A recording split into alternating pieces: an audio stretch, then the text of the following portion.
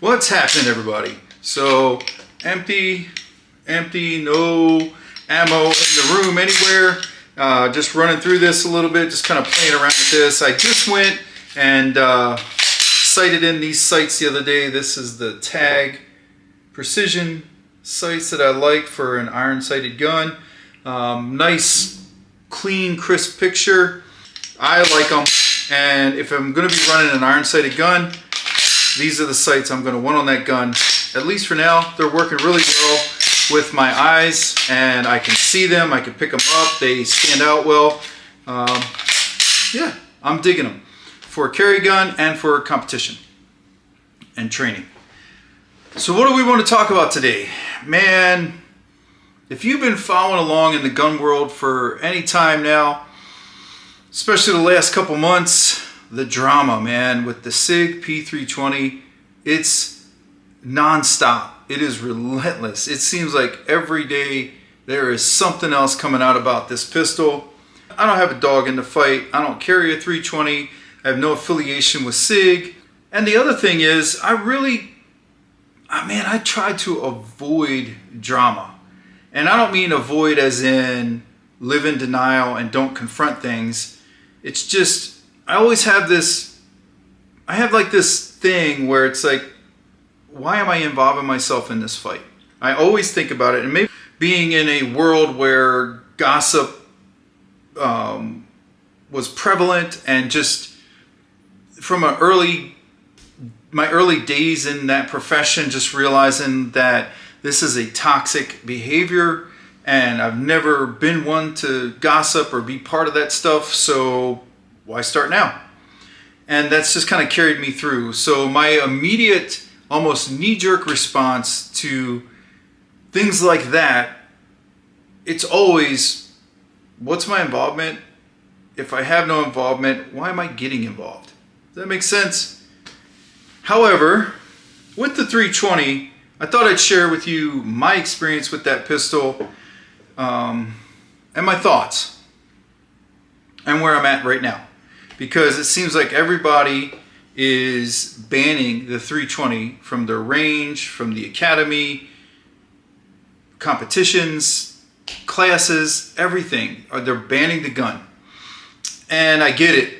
I totally get it. And I don't really have, again, I don't have a dog in that fight. I don't own a range. I don't run a competition. To me, that's up to the individual owners, which those decisions sometimes are being driven by insurance companies and attorneys. If I owned a range and my insurance company sent me a letter and said, hey man, just so you know, if an accident occurs on your range with this specific model of a rifle, pistol, shotgun, whatever, think about if I owned a racetrack, a driving school, and this particular car, if an accident occurs with this car, you incur all the damages. It's on you, because we are not approving the use of that, whatever it is, in any facility that we insure. I totally get it, man. Those decisions are made at a pay grade above mine, and while it would influence me as an owner of the business, as someone who is not in that position, those decisions don't really affect me as much. Hopefully that made sense too. So here's my thoughts, man. I really like that pistol. I'm going to throw some footage here of the first time I ever handled a pistol, and I'll give you the background on that situation. I was at S12, the event put on by carry trainer Mickey Shook. It's a phenomenal event. If you haven't been to one, go. It's 4 or 5 days immersive experience surrounded by good people trying to get better at everything. And it's a life changer, game changer, whatever term you want to use. People come out of that changed. It's transformative. And I am a fan and an advocate of that event. Now, having said all that, there was another instructor there, a guy named Corey Zillig, who's a Tier 1 former operator, I guess you would call it. Had been at the very sharpest tip of the spear, involved in operations, and just a good guy. And he had a targeting system based loosely on kind of the Rogers range, which is a falling plate system where the plate appears for what we consider human reaction time. That time can be adjusted, but basically a quarter of a second, the plate comes up and then it goes back down. Now, if you hit it, it goes down faster and you can get on to the next one. If you get behind though, now you're in trouble. And the design was such that they could place these, so instead of being, in a regular plate rack or anything like that, similar to the Rogers range where the plates were varied in range, so you had to just get on it, get on the sights, get on the trigger, because the par time, the time that the plate appears and disappears, is the same. They don't appear and stay up longer because they're further away. It's still a quarter of a second. So Corey set this up and was running demos, and it's randomized. So the plates appear and disappear in random order, and they go anywhere from 10 yards out to 25, I think, maybe a little further. And I first attempted to shoot it with a Glock style pistol that I was carrying at the time, and the front sight came loose. Didn't completely off, but came loose, and so it was a disaster. So in this clip you can see I don't even have a holster for the pistol. I don't put the gun in a holster. I don't take it from a holster. I start from the ready because Corey hands me his pistol, which is a SIG P320 full-size model. Now mind you, I've never handled this gun before. I've never shot a 320. I've seen them. Another story. I was on a range where we were going to be training some military guys up on the 320. They were going to be transitioning to the 320. So there was a 320 for me on that range that I hadn't shot yet. We were going to do it all together, do it with the class. And before we could even start the class, all the 320s were taken off the table, and they were like, hey man, there's a drop safe issue, classes put on hold. So I never got a chance to shoot the pistol prior to what you will see in this clip that I'm going to post here for you guys to watch. Now this is me having never shot the pistol, know nothing about it other than that it's got a trigger and it's got sights and it's got a magazine, and it's basically some sort of striker fired SIG. Now, you can see the results. I think I did pretty well with a pistol I'd never handled before. I did not drop a single shot. I nailed every single plate. When we pulled the plates back up and looked, all the hits were dead center. Like, that gun, just wherever I pointed, it went, and I made my hits. The trigger was incredible. The grip angle, the height over bore, all those things that people would bring up about SIG, and it's almost identical to a 1911. If you look at it, it's really similar. The height over bore, all that stuff, or man, I'm mixing up words here. Not height over bore, but the height of the bore line in relation to the hand. So height over bore, right? I know, I just brain farted. Please forgive me. Height over bore is shooting a rifle. But the height of the bore line in relation to the hand, right? So here's the bore line somewhere in here, and here's my hand. It sits nice and low on a Glock. It's a little bit higher on, say, the 1911 or the SIG pistols, but it's not unmanageable. I really liked that pistol. I immediately went home. So that event's just outside Nashville. I immediately went home. Mind you, this is 8 years ago, 7 years ago, give or take.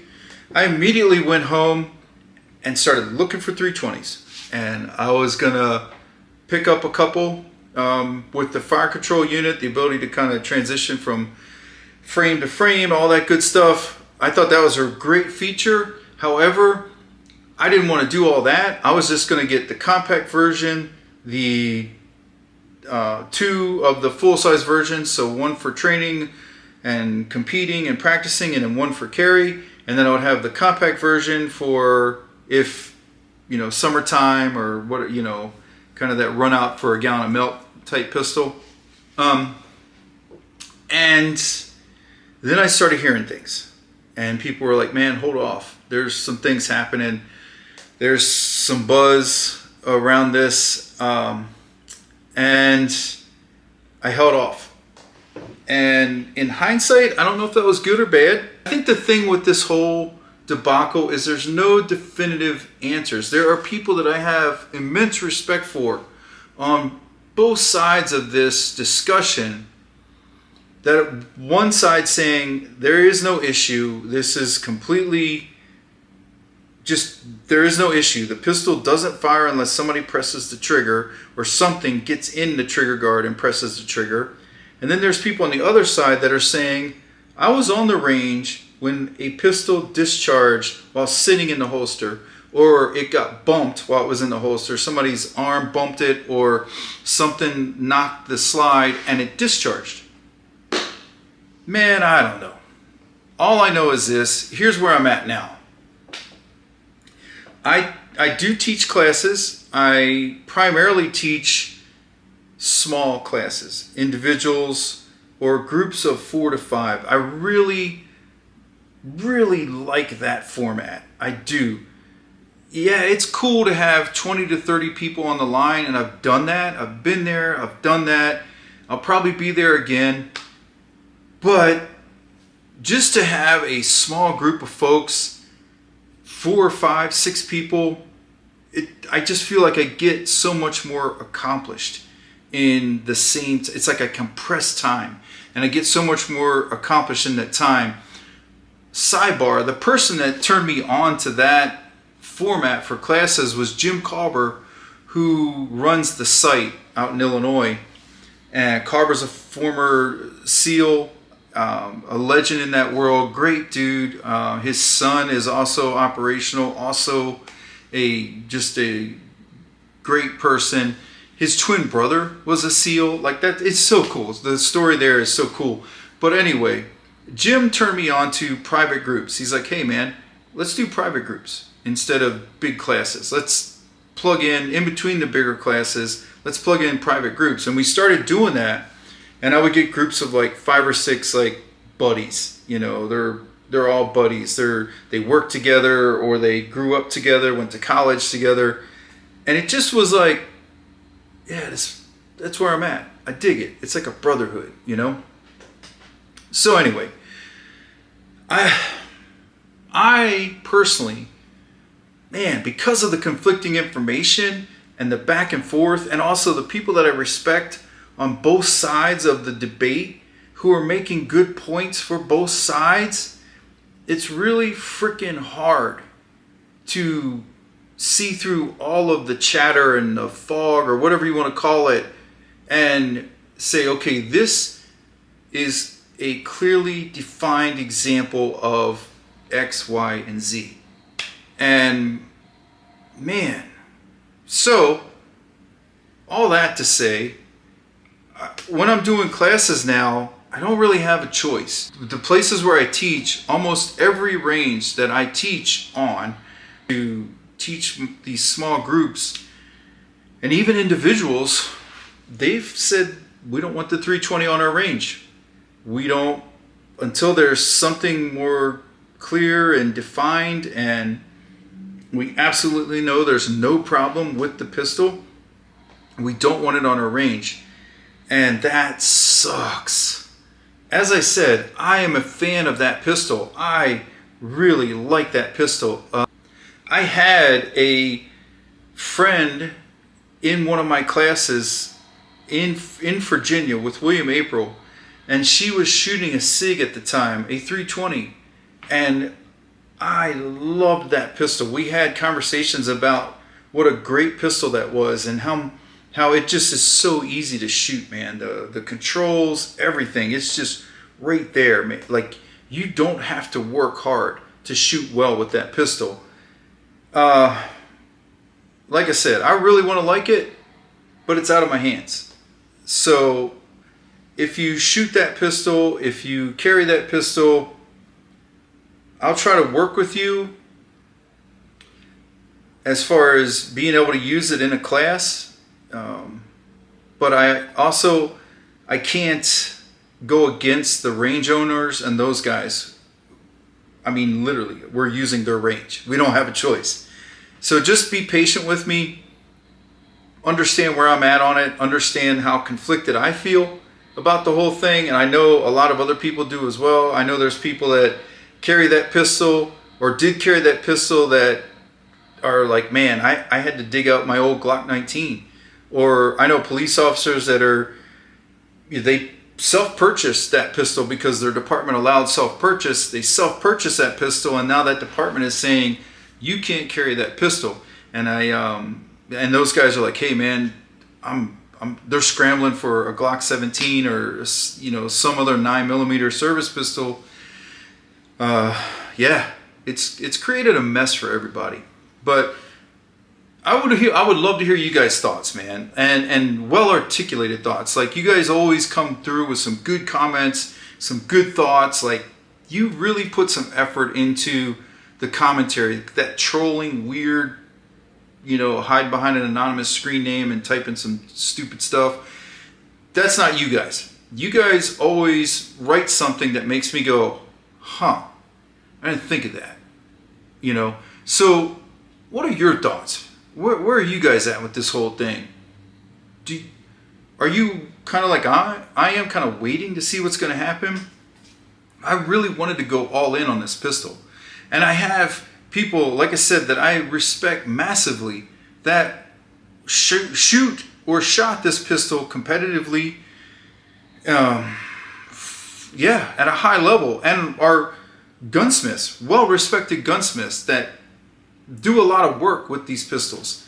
And then I also have same credentials, same pedigree on opposite sides. So that makes me a guy who's just an end user.